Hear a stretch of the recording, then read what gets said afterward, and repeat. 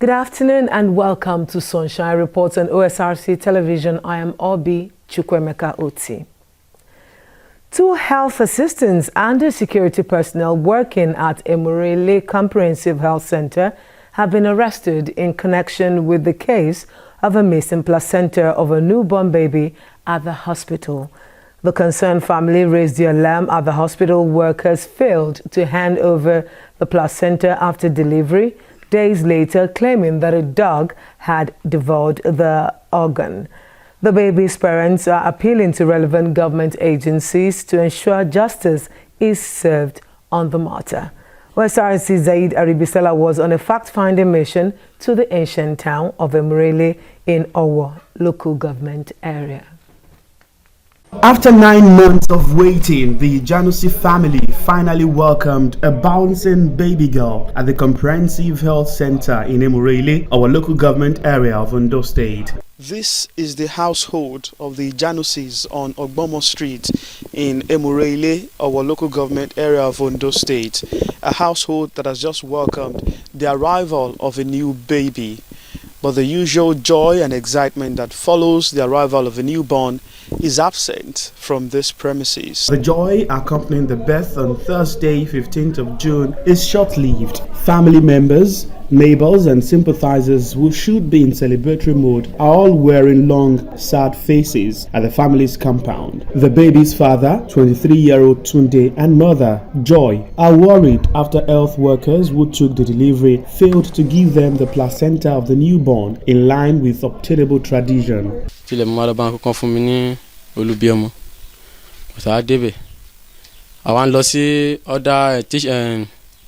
Nurse tó gbẹ̀bí ọmọ gangan a fẹ́ lọ bá wọn danclin náà wá pè wá pé ká máa bọ̀ pé ká máa lọ sí òkè lọ́hùn pé ká máa bọ̀ ní ọ̀dọ̀ wọn pé bẹ́ẹ̀ ni olúbí ọmọ wà wá ṣe lọ bá wọn ni wọ́n á gbá síbi tó olúbí ọmọ wọn gbé olúbí ọmọ jáde àwọn náà wá jí wá lọ pé àwọn tó kù pé òun olúbí ọmọ ní ọ̀lùbí tí wọ́n fi sí o wọ́n débẹ̀ wọ́n wá wọ́n ní wọ́n bẹ̀ sí ń bẹ̀ wá pé ká máa bínú pé ká máa lọ pé ká máa bínú ká jọ pé ká dákẹ́ ká máa jẹ́ kí tíyàn mi gbọ́ pé ajá ló gbé pé kí tíyàn mi ò gbọ́dọ̀ gbọ́.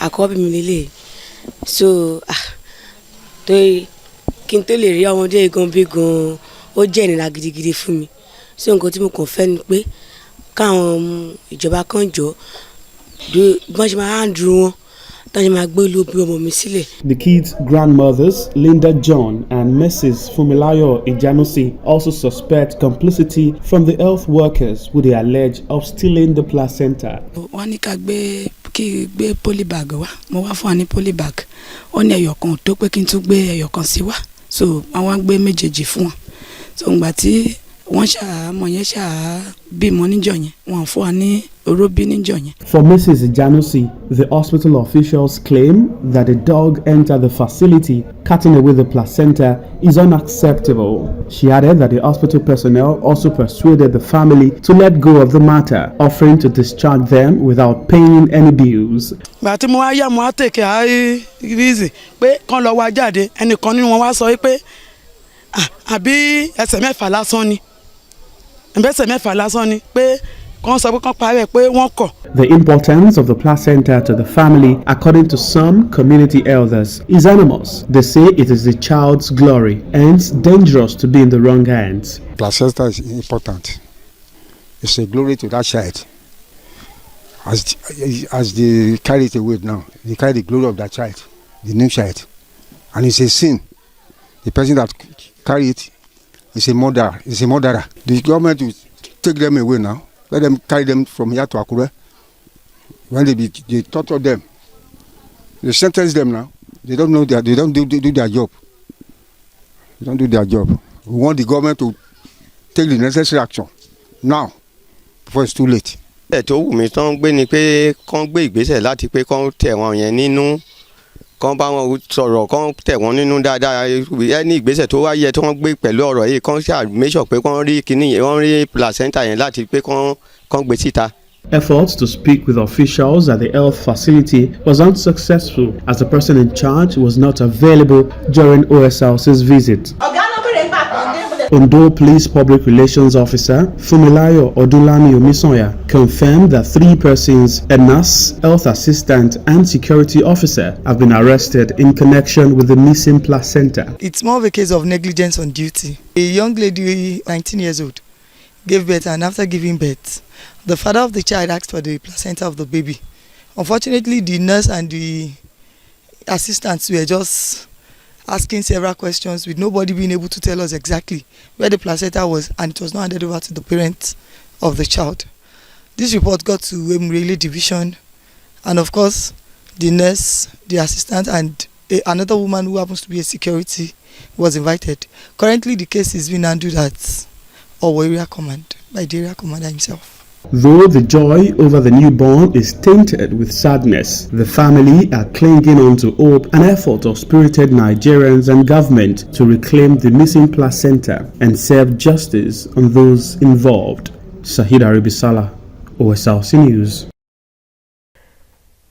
It was like entering a lion's den and returning, a situation better imagined than experienced.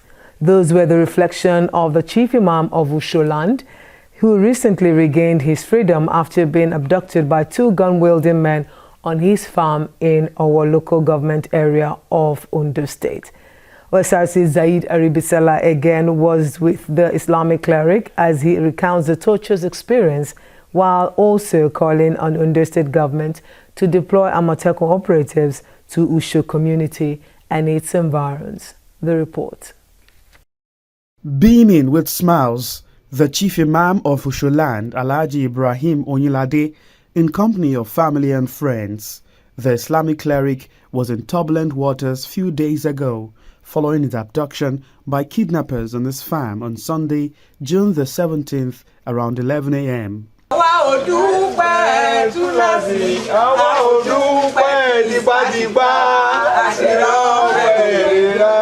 He had gone to get pineapples and was almost done as 2 gun-wielding men accosted him. Adúpẹ́ lọ́dọ̀ Ọlọ́run. Akànrin mo lọ oko náà ní láàárọ̀ Saturday. Mo lọ oko kí n lọ wá pineapple. Ó kàn kù díẹ̀ kí n parí kí n kó pineapple yẹn sínú mọ́tò tán. Náà méjèèjì yẹn kàn lè yọ sí mi pẹ̀lú bọn. Wọ́n lè ti yọ sí mi. Kò sí nǹkan tí màá ṣe. Wọ́n ní kí n kọ́wọ́ mi sókè, kọ́wọ́ sókè. Àdẹ̀ ti kọ́wọ́ sókè báyìí. Wọ́n béèrè lọ́wọ́ mi pé àwọn ló kù tó bá mi wá sóko. Wọ́n á ní èmi nìkan ló wá sóko. Wọ́n ṣe tì mí wọnú igbó nìyẹn. Now reunited with his loved ones, sequel to the encounter which lasted more than 24 hours before his release around 6 p.m. on Sunday evening, he says it is better imagined than experienced. Tí ó bá jẹ́ pé ọlá àdúrà àti inú kan téèyàn nínú méjì sẹ́ni téèyàn àwọn ẹ̀ tí òkìṣègùn tá à ń sọ ìdàbà sọ wọ́n rẹ́dì láti wọ́n nítorí ẹni tó rán wá bẹ̀ yẹn ìkànnú wọn ló sọ fún mi ó ló sọ pé tí n bá níbi tí wọ́n ti fẹ́ gbé mi nínú oko mi yẹn pé tí n bá ti ágìw pẹ̀lú wọn pé kí wọ́n finish mi síbẹ̀ kí wọ́n dẹ̀ jó mọ́tò tó mú mi lọ sóko. Recounting the church's experience further, the chief imam said he was marveled that the assailants had accurate information about him. Alhaji Onyilade is thankful to God for overcoming the challenge, but urged government to do more in terms of securing lives and property of citizens. It was not easy at all. Sorry. Ṣé ọwọ́ mi tí wọ́n dè sẹ́yìn àti ẹsẹ̀ mi tí wọ́n dè tí wọ́n so mọ́gi ṣé òun ni mo fẹ́ sọ ni tàbí bí tàbí ìyà tí wọ́n fi jẹ èèyàn tí wọ́n fọ́tí èèyàn tí wọ́n ṣe gbogbo èèyàn ṣé òun ni mo fẹ́ sọ ẹgbà àná mi bẹ́ẹ̀ ni máa kú ni. So I thank God for my life. So you mọ̀ pé bó ṣe ń ṣèyàn nìyẹn. Dear brother, kò sí nǹkan tí wọ́n sọ kò sí nǹkan kan tí wọ́n mọ̀ nípa mi àwọn bọ́ sọ yẹn kò sí nǹkan kan tí wọ́n mọ̀ nípa mi iye ọmọ tí mo bí iye mọ́tò tí mo ní iye gbogbo ẹ̀ náà sọ fún mi bí táwọn ọmọ mi wà gbogbo ẹ̀ náà sọ. According to report, A ransom of 2 million naira was paid for his release after the initial demands of 10 million naira by the kidnappers.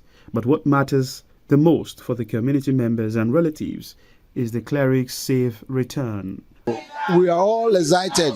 We urge even this at the state level or the federal level to help us to look to what they can do about it, because the security, everybody is very, we are even to go to the farm now, we are a little bit skeptical about it. Adúpẹ́ fún Ọlọ́run pé ọba tó ṣe bàbá ní rírí fún wa. Adúpẹ́ lọ́pọ̀lọpọ̀.